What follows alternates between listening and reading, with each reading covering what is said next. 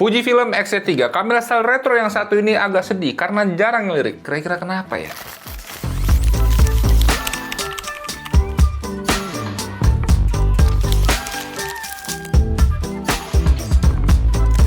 Selamat datang di channel ST Media dengan gue Skavito. Kembali lagi di segmen Remas, review kamera lawas. Mau dapat kameranya baru atau bekas, tidak masalah. Yang penting kameranya lumayan lama atau udah lama. Pokoknya semuanya bakal kita bahas di sini. Kalian mau request kamera apa? Silahkan komentar aja. Kalau ST Media dan gue pribadi bisa provide request kalian, kita bakal bikinin videonya. By the way, sorry kalau gue belum bisa menuhin request kalian dulu, karena gue lagi sibuk gitu ya, nyamain deadline video Remas sama kerjaan gue yang lain. Enggak sih, alasan aja sebenarnya. Gue pengen review X-T3 aja.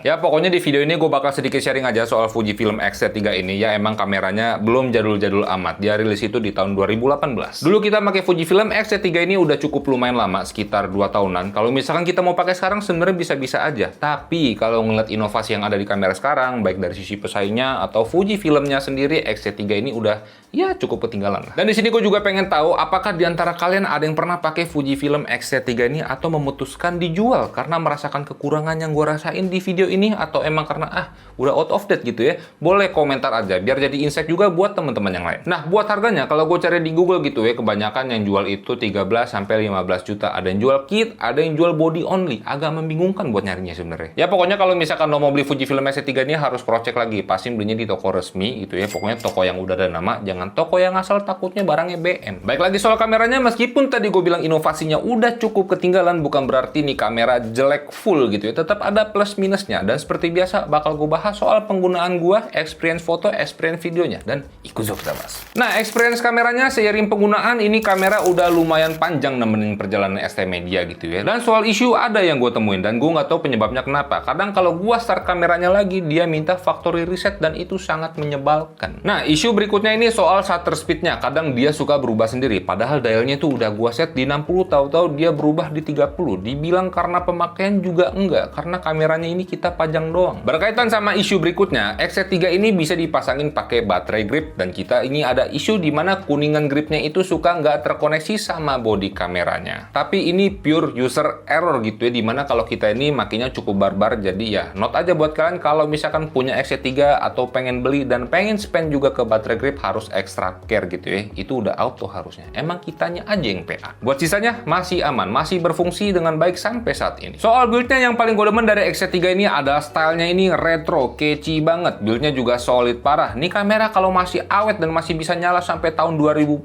gue yakin jadi antik banget kalau dipakai. Kemudian untuk build-nya di bagian atas ini ada dial shutter dan juga dial ISO, dan ini gue jamin bisa bener-bener ngebantu efisiensi kerjaan foto dan video kalian. Dan untuk gripnya di sini sebenarnya nggak terlalu tipis, masih lumayan kepegang. Tapi kalau misalkan tangan lu basah atau keringetan, dia pasti lumayan ya molos. Jadi kalian harus pakai strap lagi, percaya sama gue. Dan di sini ada satu fitur kecil di jajaran X di Fujifilm yang gua suka banget dan impactful banget buat gua gitu, yaitu switch fokusnya di depan kiri ini. Dimana kalau misalkan gua mau ganti fokus itu jadi cepet dan instan banget. Hal ini berasa banget waktu ST Media itu switch ke X-H2S. Ya sebenarnya sebelumnya XT4, tapi XT4 kan XT juga, jadi sama switchnya gitu ya. Dimana kalau di Fujifilm X-H2S itu di bagian kiri ini diganti jadi sebuah custom button, tapi defaultnya itu untuk ganti mode fokus, jadi butuh pembiasaan. Kalau si Wowo gue suruh ngadu sama gua gitu ya buat pindahin mode fokus, dia pakai Fujifilm X-H2S, gua pakai X-T3, dan taruhan 1M juga gue pasti berani. Dia harus pencet tombol dulu, kalau gue tinggal geser doang. Buat baterainya dia masih menggunakan baterai lamanya Fujifilm, di mana penggunanya ini cukup poros. Meskipun bisa dipakai baterai grip tadi gitu ya, seperti yang gue mention, tapi ya kalau gue pribadi itu nggak suka pakai baterai grip. Di luar soal duit, kameranya itu jadi nggak estetik lagi gitu ya. Ukurannya jadi super gede. Ya pokoknya gue nggak suka lah pakai grip. Kalau kalian mau spend baterai pun sekarang udah banyak baterai third party-nya. Harganya lebih terjangkau dan jangan khawatir boncos gara-gara baterai. Atau kalau misalkan pengguna lo di studio doang dan cuma buat talking head, lo bisa beli baterai dummy aja, lebih hemat soalnya. Terus apa lagi ya? Oh iya, soal layarnya gue hampir lupa. Layar ini bisa ditilt seperti ini dan juga bisa ditilt ke samping. Gunanya apa? Kalau lo ngambil vertikal, low angle gitu ya, jadi lebih enak dibandingin lo vertikal begini ngeliat low angle agak susah gitu ya. Dari penggunaan gue sini membantu banget. Build layarnya juga rigid banget di sini gitu ya. Beda sama si A72 yang ringkih banget. Bukan gue ngejelekin A72, tapi feelingnya tuh bener-bener beda kalau dibandingin sama Fujifilm X-T3 ini. X-T3 ini kokoh dan kita nggak ada ngalamin isu sampai saat ini. Tapi kalau misalkan kalian punya pengalaman berbeda sama penggunaan layarnya, Boleh komentar aja. Dan untuk UI-nya dia kurang beginner friendly, tapi nggak sesusah kayak UI lamanya Sony buat diapalin. Kalau dari pengalaman gue pribadi, gue dulu itu dari pindah ke Lumix G85 ke X3 ini butuh belajar lagi buat ngafalin UI-nya. Dan ya, mungkin itu aja buat experience pengoperasian kameranya seiring penggunaan, dimana kita ngalamin isu apa aja sama si X3 ini. Dan sekarang kita bahas experience foto dan video dari X3 ini. Buat prosesor dan sensor yang dipakai Fujifilm X3 ini adalah X-Trans CMOS 4 di 26 megapiksel. Kalau di Fujifilm yang sekarang itu udah pakai X-Trans 5, tapi dengan sensor yang dibawa sama X3 ini masih bisa ngasilin gambar yang cukup proper. Nah, untuk berfotonya lumayan oke, nggak cepet banget, nggak lambat banget, di 8 frame per second.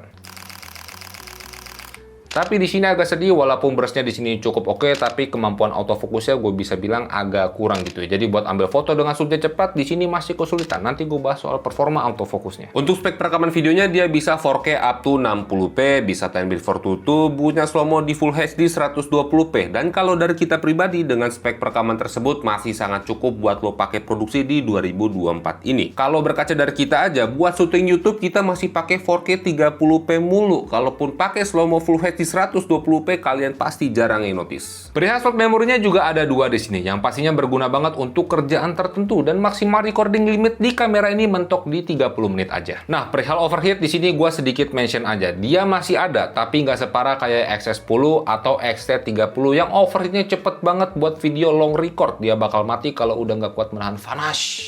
Nah, kalau di XT3 ini, kalau dipakai untuk long record, dia cuma munculin icon kuning temperatur aja. Tapi kalau mati karena overheat, kita jarang ngalamin, atau seinget gue kayaknya belum pernah. Gue juga lupa, maaf gitu ya. Tapi kalau misalkan kalian punya pengalaman berbeda soal overheat di XT3 ini, boleh komentar lagi aja. Dan sayangnya, di kamera sekeren ini, dia belum punya IBIS. IBIS itu baru ada di Fujifilm X-T4. Nah, kalau perihal kualitas gambar, ini preferensi gitu ya. Kalau gue pribadi, XT-Media dan juga Nyanteh, channel teknologi kita gitu ya, itu suka banget sama warna standarnya Fujifilm, karena selalu gitu ya, buat gue yang paling melekat sama Fujifilm itu color science-nya, belum lagi ditambah sama fitur film simulation-nya. Di XT-Media kalau mau ngambil foto dan juga video itu hampir SOOC pakai film simulation yang ada di kameranya aja udah auto bagus. Kalaupun diedit paling naikin kontras atau clarity sedikit aja. Buat XT-Media sendiri, kalau kalian lihat syuting utama kita selalu pakai warna standar Provia Fujifilm aja gitu ya, atau pakai film simulation lain kalau bosen. Kayak kita sekarang pakai Pronex standar, bener nggak Bu?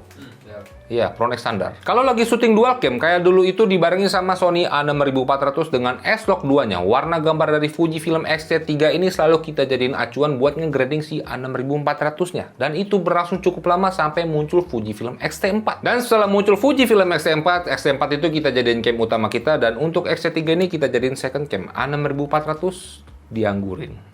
Emang parah. Tapi nggak lupa juga di Fujifilm X-T3 ini ada F-Log dan juga film simulation Eterna. Kalau misalkan kalian mau pakai untuk grading-grading. Tapi kalau buat kita pribadi sih jarang pakai gitu ya. Karena kita pakai warna standar dan juga film simulation yang ada. Baik lagi. Untuk kemampuan low-resnya Fujifilm X-T3 ini masih cukup capable untuk pakai ISO yang agak sedikit tinggi gitu ya. Nggak spektakuler banget sebenarnya. Tapi dari pengalaman kita dia masih cukup oke untuk kualitas gambarnya. Di kita sering kita pakein untuk B-roll low-key produk. Dan hampir lupa. Kalau misalkan kalian mau pakai Fujifilm X-T3 ini untuk talking head, dia juga udah bisa karena dia ada port mic-nya dan juga sama headset monitoring udah 3,5 mm. Ya tadi kan gue juga jelasin dia jadi cam utama. Ya otomatis bisa lah. Nah, buat minus terbesar si Fujifilm X-T3 yang paling mengganggu adalah performa autofokusnya. Ini berdasarkan dari pengalaman kita. Tetap masih bisa kepake performa autofokusnya, nggak sebusuk di gambaran kalian. Dan di sini kalau misalkan subjek yang kalian foto itu model dan gak banyak pergerakan ekstrim atau sekedar buat host untuk talking head aja, dia masih sangat capable. Tapi kalau misalkan udah terlalu cepat pergerakannya, itu udah tewas nyari-nyari autofokus kameranya. Intinya untuk performa autofokusnya masih bisa kepake kalau penggunaan kalian itu nggak ngejar subjek yang pergerakannya cepat. Nah, terakhir soal Fujifilm X-T3 ini, opsi lensa X-mount itu udah banyak banget. Udah mau natif atau third party kayak yang gue pegang sekarang ini. Beda sama zaman dulu yang susah banget nyari lensa third party-nya Fujifilm yang udah autofokus. Dulu itu singkat gue yang ada tuh cuma Viltrox doang. Kalau sekarang ada dari Viltrox, CT-RT, Sansigma, Sirui, dan lain-lain. Itu udah banyak banget dari yang murah sampai yang mahal.